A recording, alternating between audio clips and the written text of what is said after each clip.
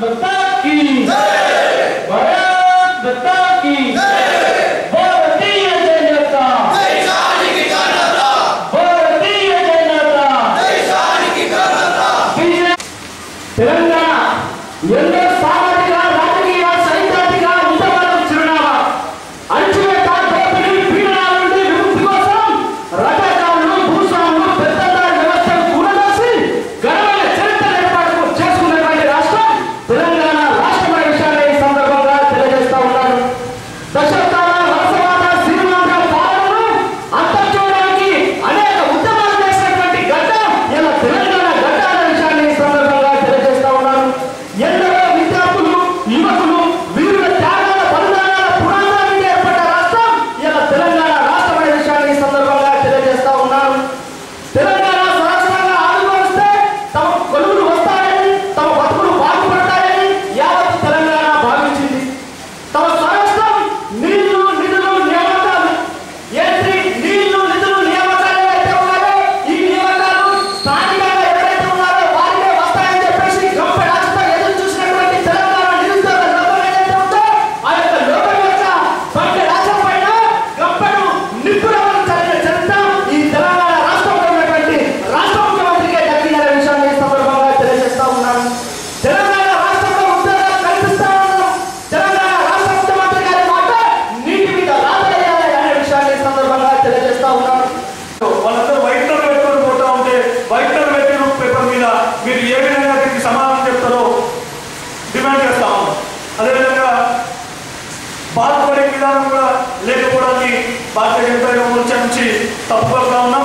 ఈ విధమైనటువంటి అంటే మీ అన్యాయాలను ఈరోజు గద్దెకెక్కించడానికి వాళ్ళ ఉద్యోగాలు ఇవ్వడానికి ఈరోజు తీపేసి నడుస్తున్నా అని చెప్పేసి భారతీయ జనతా యువమోర్చా నుండి డిమాండ్ చేస్తా ఉన్నాం. దీనిపైన వెంటనే గంటా చక్రపాణి పైన చర్యలు తీసుకోవాలని చెప్పేసి కోరుతాము. అయ్యా మేము కొట్టాలను తెలంగాణ తెచ్చుకున్నాం, ఉద్యోగాలు రావాలని చెప్పేసి ఈరోజు రోడ్లపైకి వస్తున్న సెక్షన్ 30 అనేటువంటిది ఆ రోజు సమైక్యాంధ్రలో కూడా తెలంగాణ ఉవ్వెత్తున వస్తున్న కాలంలో కూడా సెక్షన్ 30 అనేటువంటిది అమల్లో పెట్టకుండా ఈరోజు విద్యార్థులు యువకులు నిరుద్యోగుల్ని ఎటువంటి ఉద్యమాలు లేకుండా ఆపడమైనటువంటిది ఎంత సిగ్గుచేటు. ప్రజాకరణ పాలన చూసినటువంటి ప్రభుత్వాన్ని మెడవలసినటువంటి అవసరం ఈరోజు భారతీయ జనతా యువమోర్చా పైన ఉంది. కాబట్టి ఉద్యోగులకు సంబంధించినటువంటి ఉద్యోగ అవకాశాన్ని తెచ్చుకోవడానికి మరొకసారి తెలంగాణ ఉద్యమానికి మనం భారతీయ జనతా యువమోర్చా నిరుద్యోగుల తరఫున ఉద్యమానికి శ్రీకారం చుట్టాలని చెప్పేసి ఈ సందర్భంగా ఇక్కడ ఉన్నటువంటి యువమోర్చా నాయకులందరూ కూడా కోరుతా విషయాలలో ఈరోజు గొర్రెల పంపిణీ, చేపల పంపిణీ, ఇంకా ఇస్త్రీ తీసి అందరినీ కులాల వారిగా తీసి మతాల వారిగా రిజర్వేషన్లు 12% రిజర్వేషన్లు ముస్లింలకు ఇస్తామని చెప్పేసి చెప్తూ బీసీలకు అన్యాయం చేస్తూ ఈ విధంగా అనాలోచితమైనటువంటి నిర్ణయాలు తీసుకుంటూ ఓన్లీ ఎన్నికల లక్ష్యంగా ఈరోజు పనిచేస్తున్నటువంటి ప్రభుత్వాన్ని అడ్డుకోవాల్సినటువంటి అవసరం. ఈరోజు రాజ్యాంగానికి విరుద్ధంగా ఏవైతే 12% రిజర్వేషన్స్ అంటున్నారో వాటిని ఆపాల్సినటువంటి దాన్ని అడ్డుకోవాల్సినటువంటి అవసరం భారతీయ జనతా యువమోర్చా దేశభక్త యువకులుగా మనమే ఉందని చెప్పేసి ఈ సందర్భంగా మీకు మళ్ళీ ఒకసారి గుర్తు చేస్తా ఉన్నాను. ఈరోజు మిషన్ కాకతీయ కావచ్చు, ఇవన్నీ కమిషన్లతో కూడుకుంటే వీటన్నిటి కూడా ఎక్కడికక్కడ గ్రామాల్లో మనం వెలికి తీయాల్సినటువంటి అవసరం ఉంది.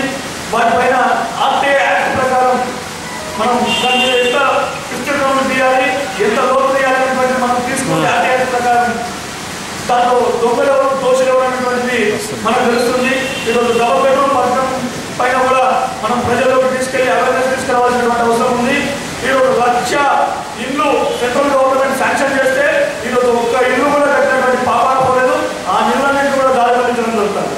ఈరోజు మన కార్యక్రమాలు ఏవైతే నరేంద్ర మోడీ గారు ప్రధానమంత్రి నరేంద్ర మోడీ గారు తీసుకున్నటువంటి పథకాలను ఇక్కడ ఇంప్లిమెంటేషన్లో కూడా విఫలం చేస్తున్నటువంటి వాస్తవంగా కాదా అనేటువంటిది ఈరోజు ఈ వేదిక నుంచి అడుగుతా ఉన్నాం. ఫసల్ బీమా యోజన చాలా మంచి కార్యక్రమం. ఏ పంట ఎండిపోయినా నష్టపోయినా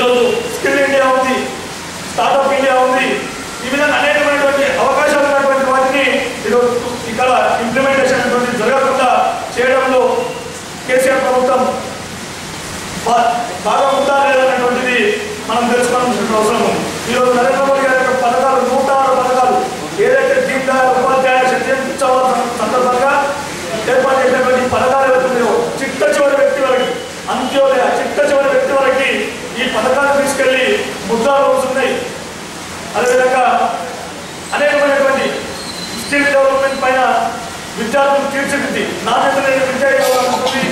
నాణ్యమైనటువంటి విద్యను అందించే విధంగా మనమందరం కూడా మన పురస్కారాలపైన ఆ కార్యక్రమాన్ని ప్రచారం చేస్తూ గర్భగర్భకు విస్తారంలో తిరగాలని చెప్పేసి కూడా ఈ సందర్భంగా మిమ్మల్ని కోరుతా ఉన్నాను.